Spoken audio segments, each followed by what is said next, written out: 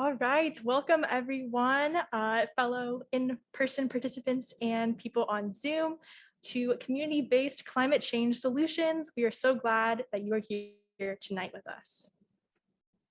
Before I begin, I wanted to do a land acknowledgement.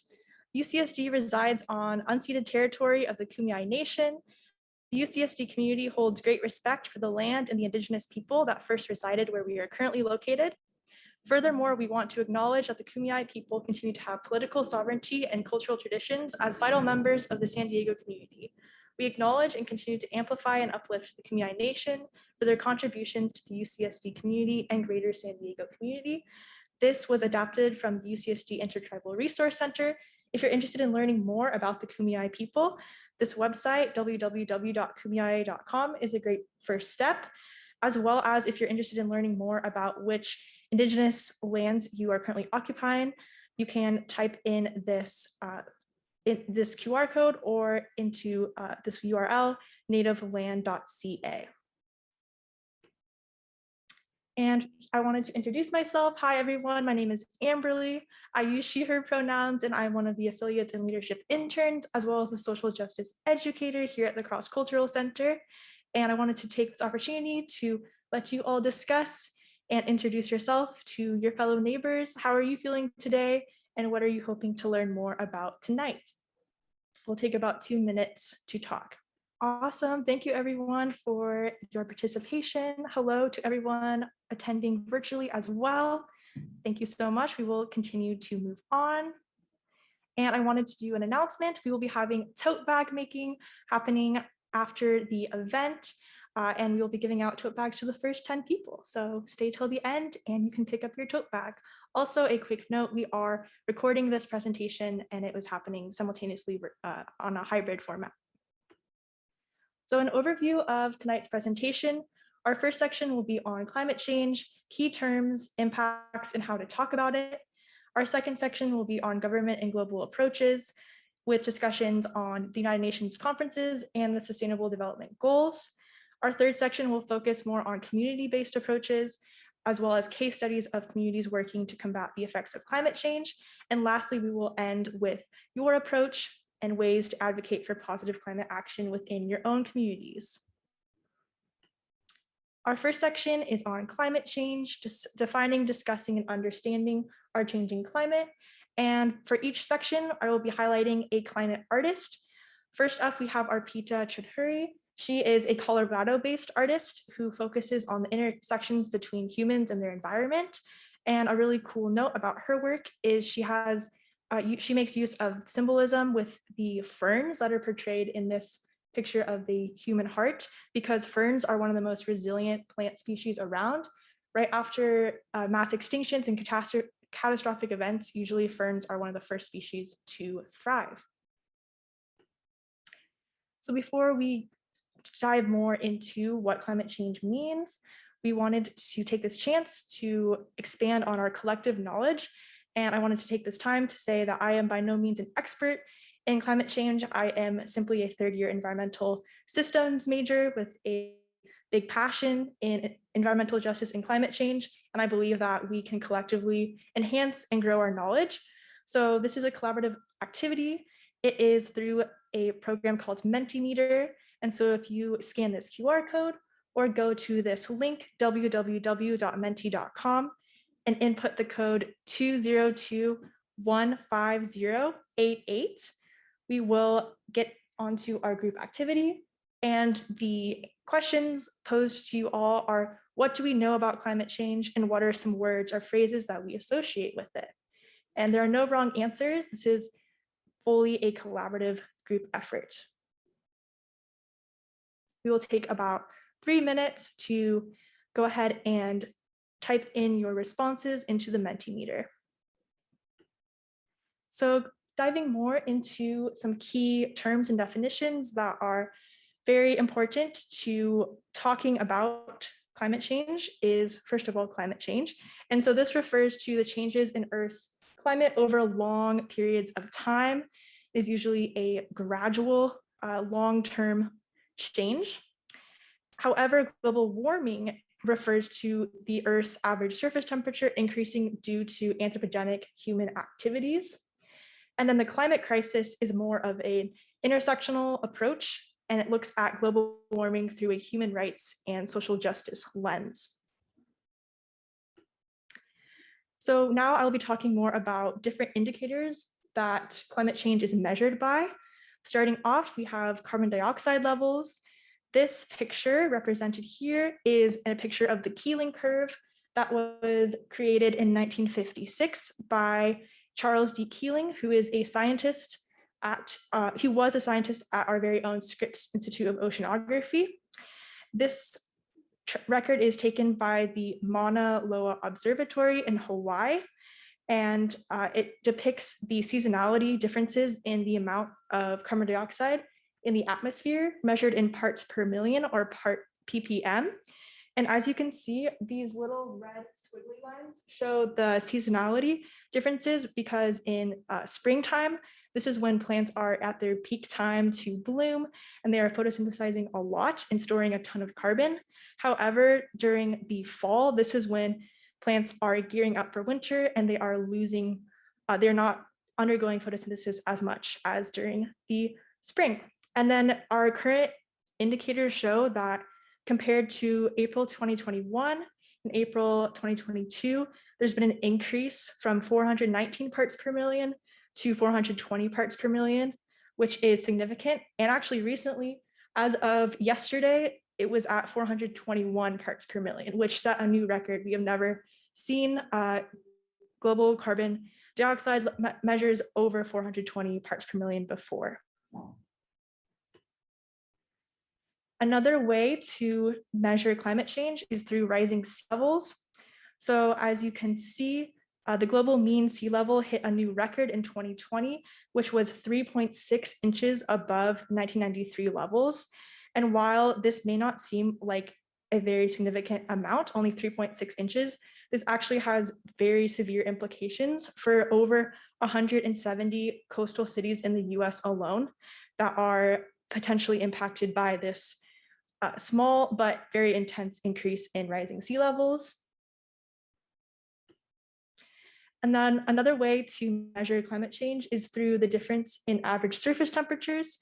So this chart shows how there has been a difference compared to 2021 levels compared to 1981 through 2010 levels on the average differences in the mean surface temperature. And so from this graph, we can see that the red indicates much higher variations between the normal range of temperatures. And then there are also several other ways to measure climate change. This is not a complete list by any means. Some other ones are ocean acidity, and this has implications because the ocean and the atmosphere act as a global carbon source and sink balance. And because there's so much more carbon dioxide emitted into our atmosphere, this puts a strain on the biogeochemical cycles of the ocean, which causes it to increase a lot more carbon. And this can really be detrimental to coral reefs and other crustaceans and species that rely on a stable pH range. So this is a very problematic result of climate change and one way that scientists use to study it. Another one is sea ice levels. This relates to the idea that as temperatures and global sea surface temperatures are increasing, this is warming the atmosphere and causing the ice to melt, which is bad for several species like polar bears, but it also affects the feedback loop. It creates a positive feedback loop in which less energy and less light from the sun is reflected by white ice and is actually in turn absorbed by the oceans, which causes warming sea surface temperatures. And then also extreme weather events. This is another really scary indicator to think about. Recent studies show that approximately 75,000 people in North America alone have sadly died or passed away as a result of extreme weather events within the past 50 years. So there's so many other ways to measure climate change. And what is missing from all of these ways? The answer is the intersections between climate change and human impacts. So by 2050, between 20 to 200 million people are projected to be displaced due to extreme weather events. And this estimate is most likely low. Recent ones show that it could be anywhere from 1.2 billion people impacted by climate change and having to be displaced. Another impact is diminishing crop yields. This is a very severe implication due to the fact that about 25% of the world population is currently undergoing food insecurity. And so with higher temperatures and heat waves, this could cause even more people to become food insecure. There also is implications for more diseases to happen, with people being displaced and having to move into closer territories by animals and other species, and that increases the chances of transmissible infectious diseases between humans and animals. And it also has implications for as peatlands and like bogs are starting to thaw out, this could cause the release of new pathogens that humans have never experienced before to be released into the environment. Another big impact is negatively impacting human health, human mental health. And this is a relatively recent area of study, but one term for this that's been used within the scientific community is solastalgia, which refers to the feeling of depression or anxiety that someone feels as they are seeing their environment being degraded. And so more research is needed in this area, particularly around eco-anxiety and climate anxiety. And also resource shortages are a big one as well. As we are continuing to use up our resources, this can have impacts on people's economic security and ability to live full lives. And then here is a video, it's a 2-minute video by Climate Refugee on YouTube. And this is focusing specifically on the experiences of a refugee from the Chad Basin area in Nigeria. And this is what he has to say. As a family, we depended on constant rain for our livelihood, farming our crops, the weather predictions that we knew that at so and so time we are supposed to have this kind of crop planted. Due to the change in the sudden change that we cannot explain as laymen, the climate change, we are experiencing shortage of food. We are also experiencing shortage of water. And these are the two. Here we have, what we have is, we depend on water from the lake to fish. We depend also on the same water to farm and the rainy season farming. So all these things, the climate change has affected them, and that is subsequently telling on our own populace, because a family that used to take care of themselves can no more do that because the crop you planted has no rain.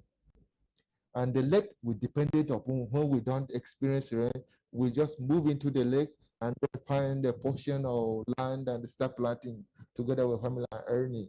That is no more there also. That is not there. The rain is epileptic. The water in the lake is keep on receding, and we keep on following it and going to places that we can no more afford.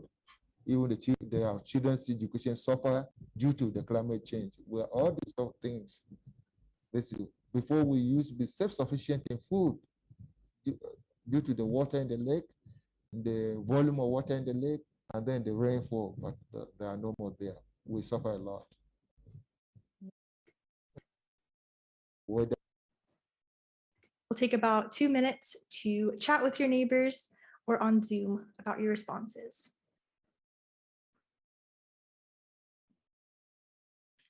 Thank you everyone for your participation. Would anyone like to share their response? We also have some great responses in the chat. So thank you everyone on Zoom. Anyone feeling like responding, but no worries if not. Cool. We can read some of the responses then. So Fanon says that the points that were made in the video remind me of the issues my cousins have brought up in Eritrea and the issues they have with crops and farming, which is their main food source in the rural village.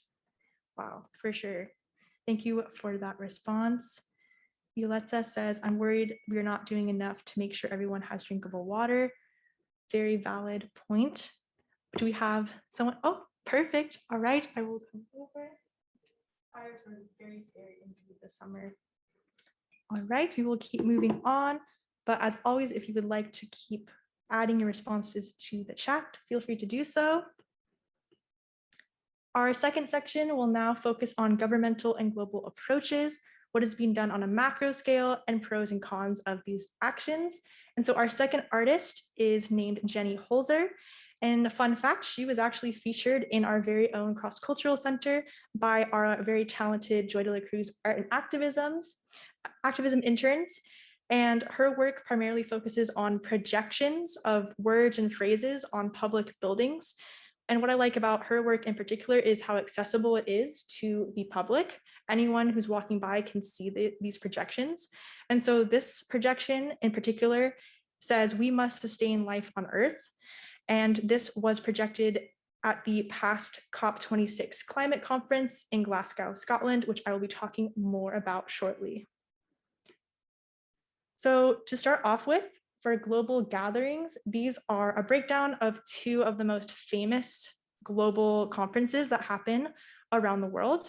Starting off with, we have the Conference of Parties, or COP. And this is a conference that was established in 1994 by the United Nations. It is a decision-making aspect of the United Nations. And so they get together every year and countries around the world collaborate on specifically reducing their emissions. That's the main goal of the Conference of the Parties and why it was created, is to focus on emission levels.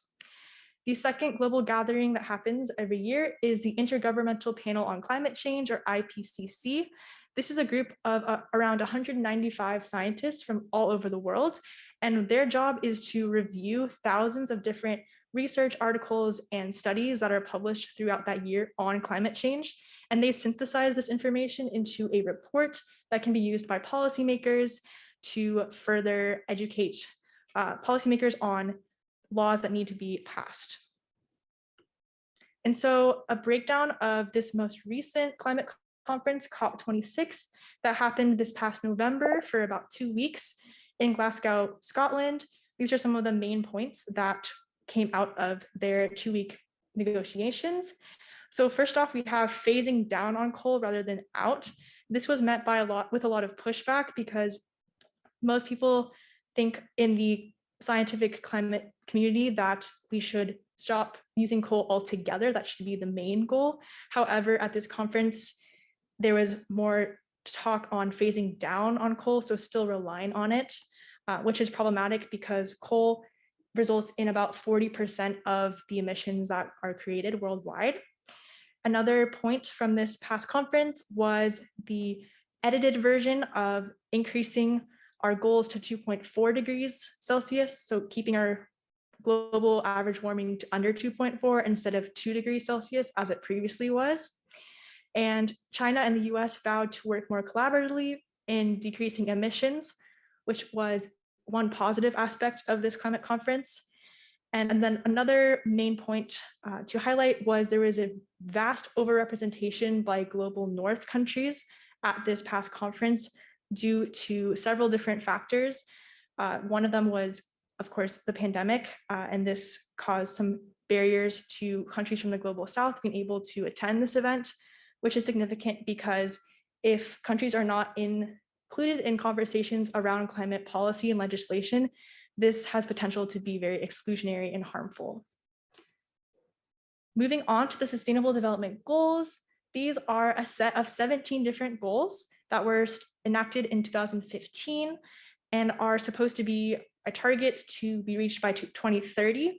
However, no country is currently on track to reach all of them by 2030. And these range from goals such as no poverty, zero hunger, good health and well-being, quality education, and many others. These have been criticized as being too broad, of goals and not having clear indicators set forth for how countries will actually be able to obtain and achieve these goals. However, it is nice to have a broad outline that countries can reference in response to social progress. So now to highlight some of the problems with global approaches. First off, we have accountability. So there's not enough power to enforce climate pledges because the United Nations does not have any legally binding power. This can be problematic because it is solely based on a country's word if they will follow through on what they pledge to do. Another problem is with human rights. So there's an overemphasis on lowering emissions without considering the impacts on populations. It is currently not very intersectional in the way that they are viewing current solutions in order to reduce emissions. Another problem is it's exclusionary. As we've previously mentioned with the COP26 conference, not all countries were able to attend. And so not all countries have an equal voice in these conferences. They're usually dominated by global north countries who are in fact the biggest emitters of greenhouse gases. They can also be very performative with press coverage and empty promises being held. Sometimes if you look up on a Google search, if you look up pictures of past climate conferences, you'll see people, global leaders shaking hands, and that's pretty much all that your search will give. And so this is an example of how there's an emphasis on fake promises and not enough emphasis on the actual solutions being drawn up. They also can be very broad, so not all proposed environmental actions are able to happen everywhere. And so by signing a globally binding agreement, this can have implications further down the road for countries that may not be able to implement the specific solution. And they also can increase competition between countries instead of collaboration, which is problematic because the climate crisis is very much a collaborative global problem. And so by pitting countries against each other and shaming them, this is not helpful towards reaching a common goal. Moving on to global climate data. This is a very important area to talk about because global climate data is definitely necessary for climate policies to be able to be enacted, and it can help to inform the public, as well as it does follow guidelines for creating future projections. However, the innately global climate data is usually collected in a way that extracts resources and information from a community and then brings that information back to a lab or scientific setting instead of looking at the broader implications and including the community members in that research. And so this can be improved by being more accessible instead of being rebounded into scientific communities, being actually shared with community members and freely available online, for example. That is one way to improve global climate data, as well as including more ethnographic data and knowledge outside of Western science within potential solutions to climate change, as well as increasing press and media coverage. A recent study showed in 2019 that about 1/3 of US adults were seeing information related to climate change in news articles around once a week, which is not very many people, and even though it's such a big problem. So increasing media coverage and more press around the issue is another way to improve global climate data. And a solution to this problem of exclusionary global climate data practices is to practice citizen science. This is a really exciting way to include community members and people from all over the world. And so these are two very cool apps that I wanted to highlight. There are so many other ones out there. These are the two that stuck up to me. And so one of them is called MPing, which is a mobile app to record weather conditions, rainfall, and hail amounts in your specific area. They are free to download on your smartphones. Another one is Budburst, which is an app to study and observe phenology and the life cycle timings of plants. This is a super cool one, in my opinion, because phenology is the study of life cycles of plants and other species and the seasonality of them, so the time frame that they go through different cycles of reproduction and growth. And there's a lot of upcoming research on how climate data will affect the phenology rates of plants. And for example, if a plant flowers a little bit too early due to a unexpected increase in temperatures in the middle of winter, this could lead to a mismatch of a pollinator species like a bee coming in and being able to pollinate that flower. And that could result in the extinction of that species over a period of time, which is quite frightening to think about. On to our third section, which is focusing on community approaches, highlighting communities that are taking climate action into their own hands. The third artist represented is Iena Cruz. He's an Italian artist and is very famous for his big murals that are displayed throughout the UK. This particular mural is called Hunting Pollution, and it's over 1,000 meters tall, which is pretty cool. It took about 30 days for him to complete it. And another amazing part about his work is it's done with a special paint called Airlight, which absorbs carbon dioxide and pollution from the nearby area into the actual mural. And so this mural on its own stores the equivalent of about a 30-tree forest, which is super cool. So our first case study is on Rosario, Argentina. And the specific topic I wanted to focus on is food systems. And so Rosario has a population of 1.75 million people. It is located right next to the Parana River and is best known for being an agricultural, trading, and commerce area. Rosario has definitely gone through some very difficult times, including in 2001, the entire country of Argentina, their whole economy collapsed, sadly. And in 2007, the city experienced severe flooding that wiped out a lot of homes within the area. And so I will be now showing a video on how Rosario has combated food insecurity as well as built back after these floods. This is a YouTube video by the World Resources Institute, and it's about 4 minutes long.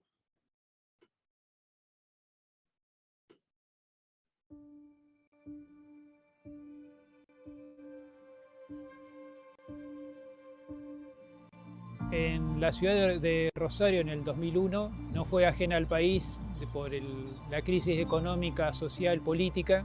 Como los alimentos se duplicaron por 4 en su valor, la gente se quedó de pronto sin acceso a los alimentos y bueno, hubo situaciones de asalto a los supermercados y a su vez Rosario está muy expuesta al tema de inundaciones y cambio climático por el crecimiento urbano que tiene. Y ahí nosotros aprendimos que hay un montón de tierras vacantes y si nosotros los podíamos ocupar para hacer huerta, en este caso parque huerta, y transformar esos lugares que antes estaban, como no se podían urbanizar, estaban, digamos, con basura y se rescataron esos lugares, se transformaron hoy en pequeños paraísos que hay en distintos lugares de la ciudad.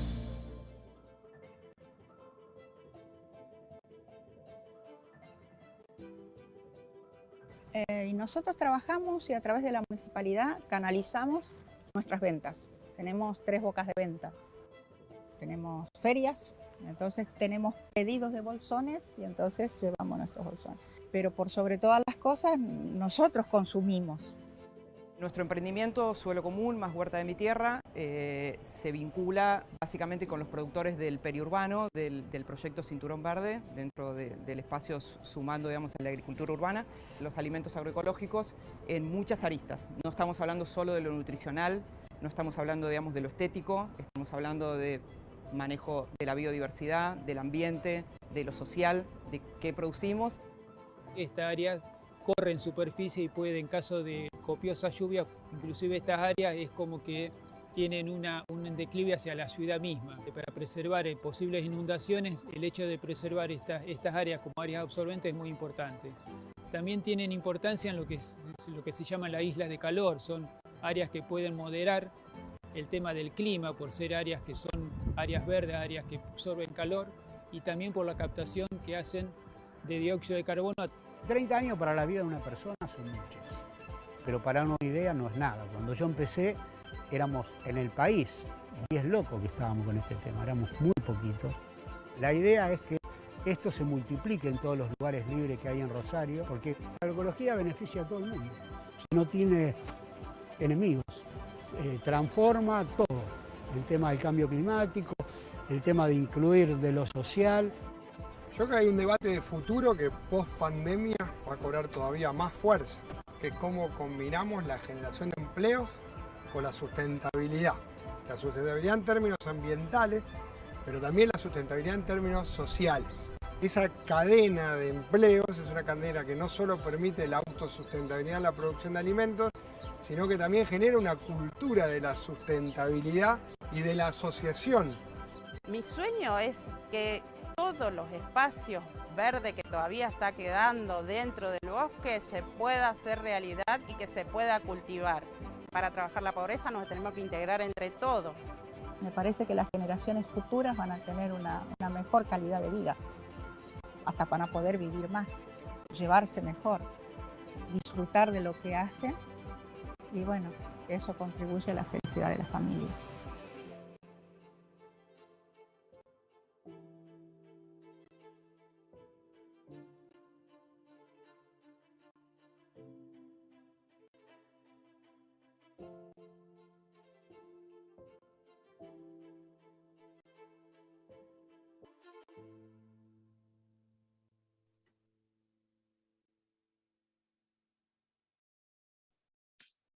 All right, I hope you all enjoyed that video. Some key points and takeaways from the video include the economic collapse, as we've mentioned, that Argentina as a whole went through in 2001, as well as the risk of flooding by the city of Rosario specifically, and the problems with food insecurity that the region faced. And so through the implementation of these vegetable garden parks, this increased access to locally grown organic food for over 2,000 families, which is really incredible.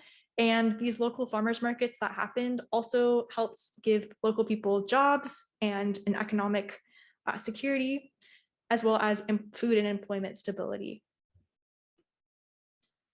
Our third case study is on Nairobi, Kenya, with its specific emphasis on urbanization and how we can transition to more populated cities while also staying in a sustainable development model. And so Nairobi has 4.74 million people, and it is fast growing due to the influx of job opportunities, specifically in the tech industry. And it is also home to one of the largest informal settlements in the world, with over 300,000 people living in an area that is only 2.5 square kilometers big. This informal settlement is known as Kibera, and this is where we will be focusing on our case study. So Kibera Public Space Project was entirely community implemented and is focusing on growth without displacement.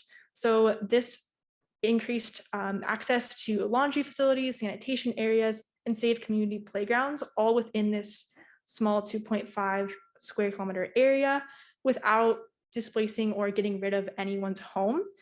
And a really cool part about this project is it was entirely inclusive of the residents themselves. So over 3,000 residents helped actively build and design these public space projects. There are currently 11 total in commission right now. And they did a really good job at using unused areas within this informal settlement to convert to flood resistant spaces, which increases the resilience of the community as a whole on flooding. And we'll be talking more about the before and after pictures. So before, we see on the left-hand side of the screen, this is an area that was discarded in the informal settlement. And then during public space project number 5, this is when this area was converted into a inclusive laundry facility, sanitation area. You can see there are spigots for clean water, as well as a safe pedestrian bridge to connect this area into the other parts of the settlement. And then moving on, this is public space project number 8. This was showing the development of a school as well as a spot for clean drinking water to be hosted and for anyone who needs water to come use.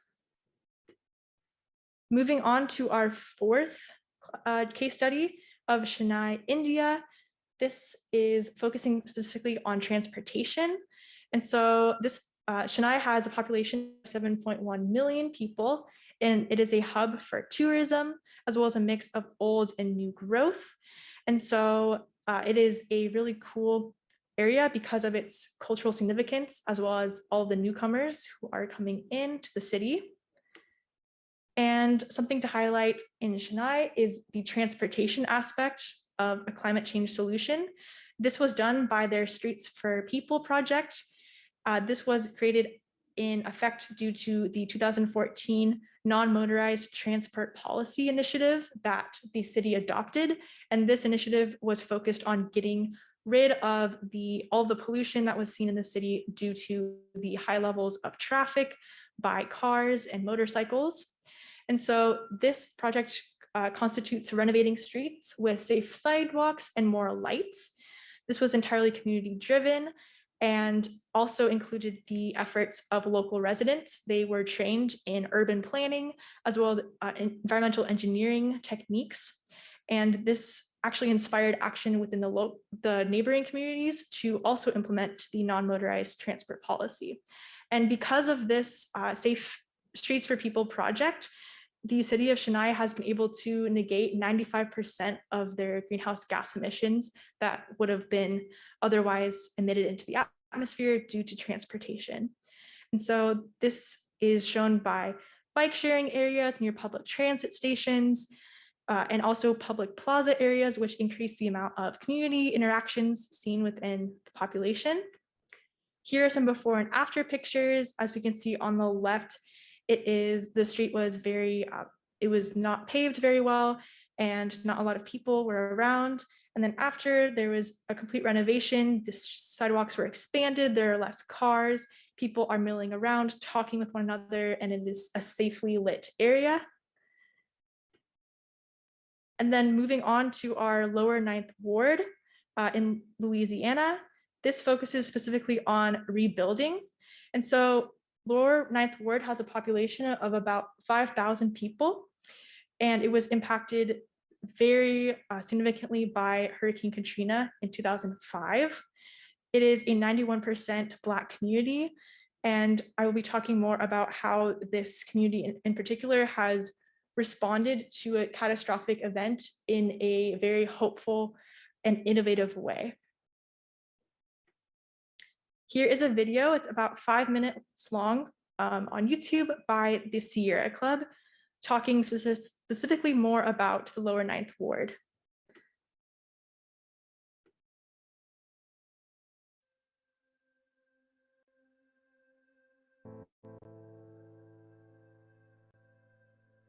My name's Robert Green.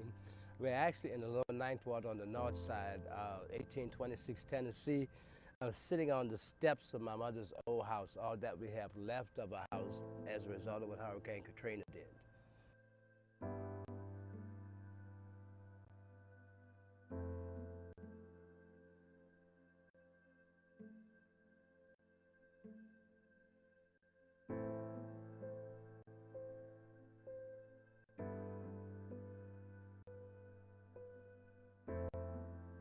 So the water's rising, and we literally kicked a hole in the roof. Put my granddaughter on the roof of the house, turned around and get the other ones before the house is completely gone, turned back and she disappeared and was washed away in 25 feet of water.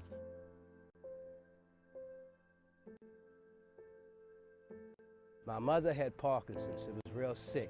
She fell in the water, and when she fell in the water, the current pulled her under the first time. We were able to grab her hands, pull her up. She came up blowing bubbles. The current grabbed her again the second time. We were able to pull her up, and at the end of that ordeal, my mother died. So she literally laid on the roof with a leaf in her mouth and her eyes open in front of us.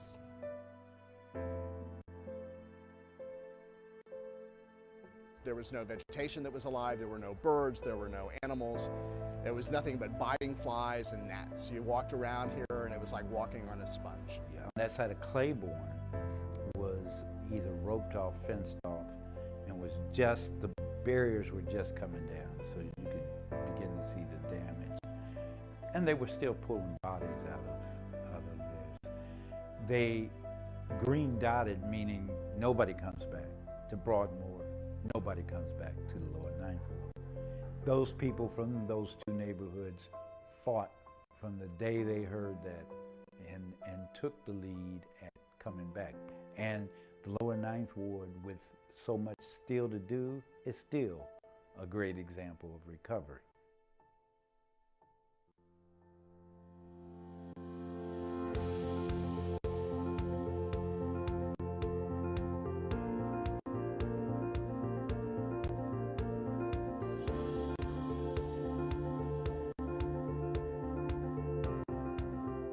I think that the neighborhoods began to understand that they would have to take the lead and keep the lead if anything was going to change. People now realize that, wow, if we're going to make this work, we really have to get involved in this. We can't depend on government for everything, or for anything.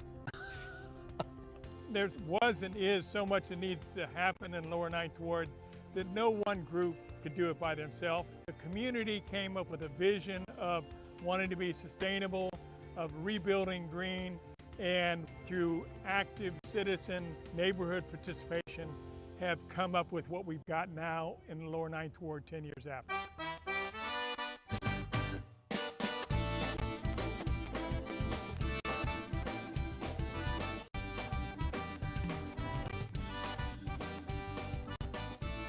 The neighborhood has the most residential solar in the United States. It's 100% African American.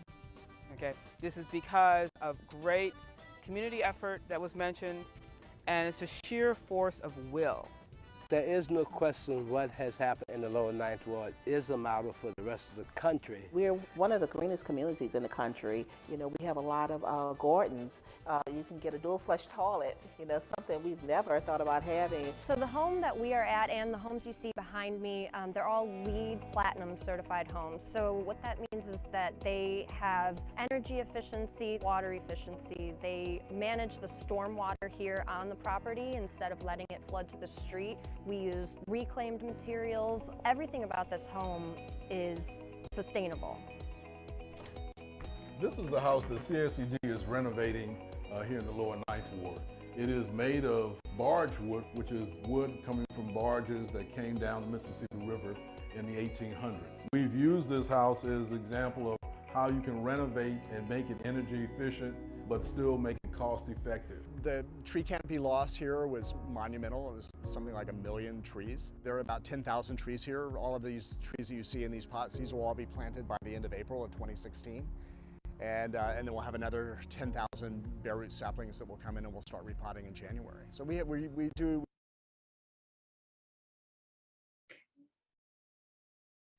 All right, so some key points to take away from the Lower Ninth Ward case study is how federal government aid was not distributed equitably in the aftermath of Hurricane Katrina. This can be shown by the disparity in terms of government aid distributed to people in the Lower Ninth Ward. So a person who had a 3-bedroom house in the Lower Ninth Ward received about a mean of $91,000 in aid. However, a person who was in a neighboring predominantly white and affluent community received up to $151,000 in aid, which speaks to the disparities in terms of government aid distributed after catastrophic events. And this was also a mass displacement of people. The population of Lower Ninth Ward decreased by almost 50%. And in Louisiana entirely, there is an estimated 1.2 million people who were internally displaced after Hurricane Katrina, which is an astounding amount and speaks to the gravity of this natural disaster.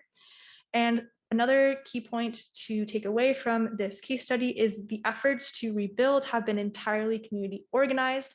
As one person in the video mentioned, there has been basically no governmental assistance in terms of how to rebuild the Lower Ninth Ward.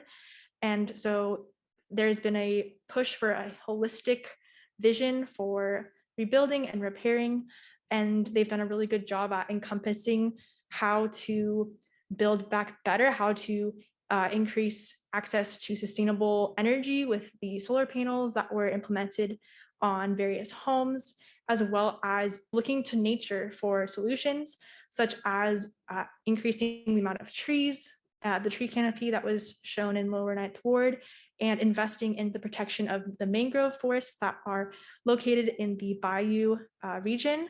And these mangrove forests are actually really cool because they help to provide a natural protectant against severe storms by their complex root system.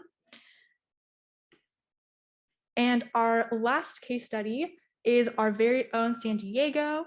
And I wanted to focus on its solutions to beating the heat in response to heat waves.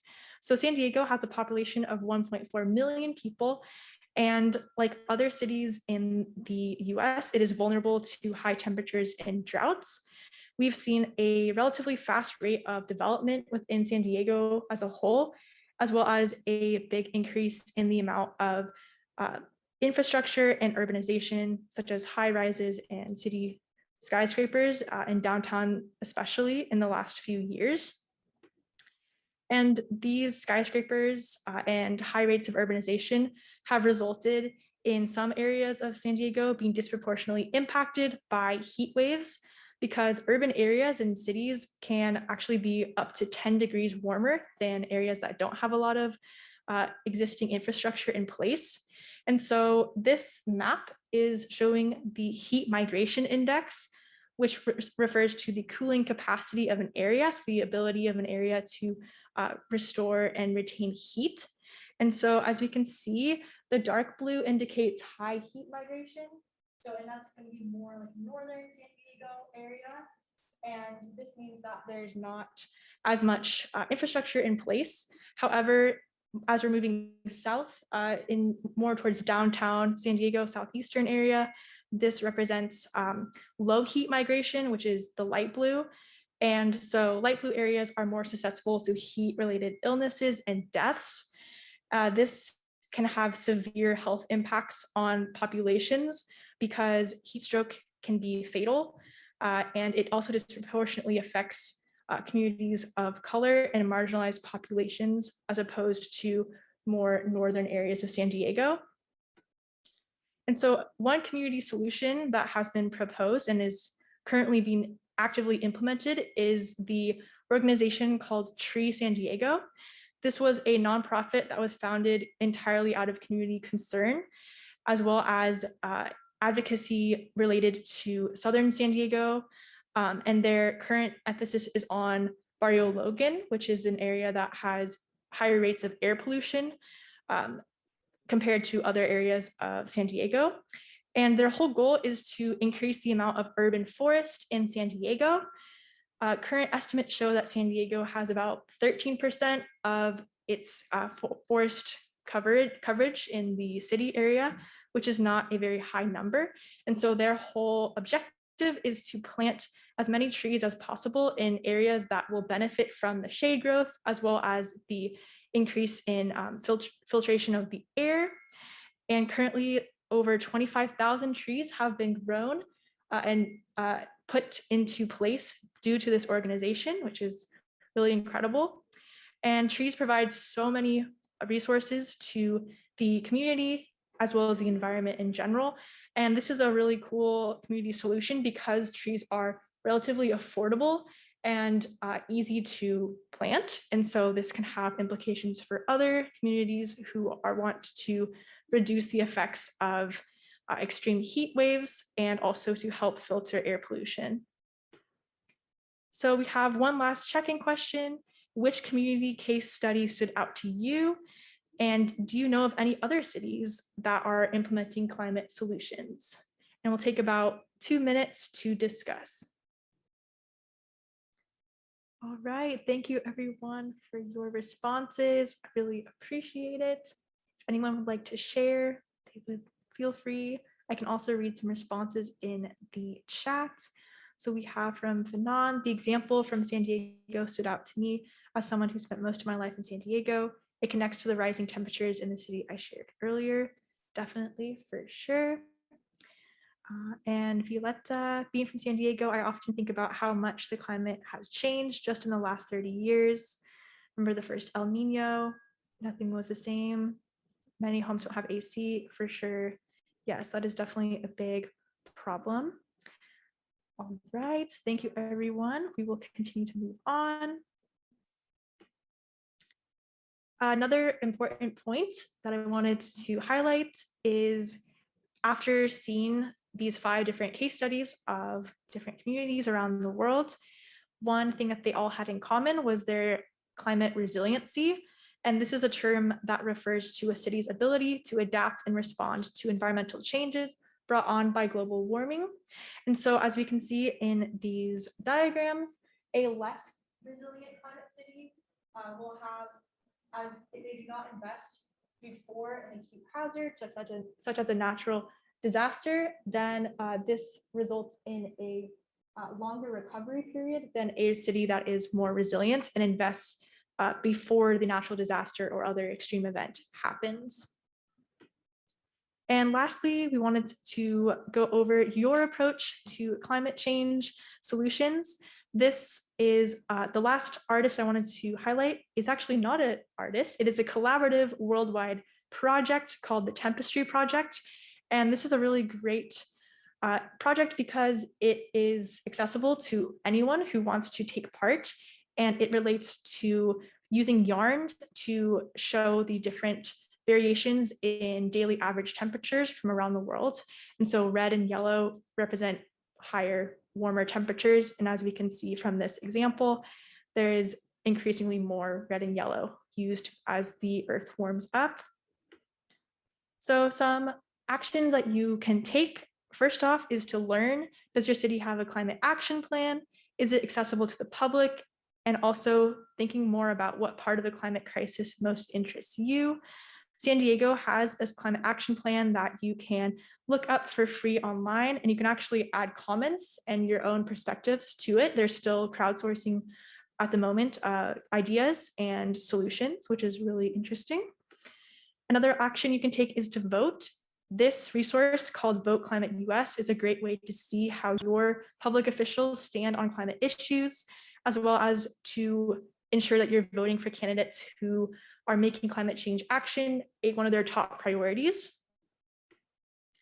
Another great way is to volunteer. So join existing organizations in your community, or you can also form your own.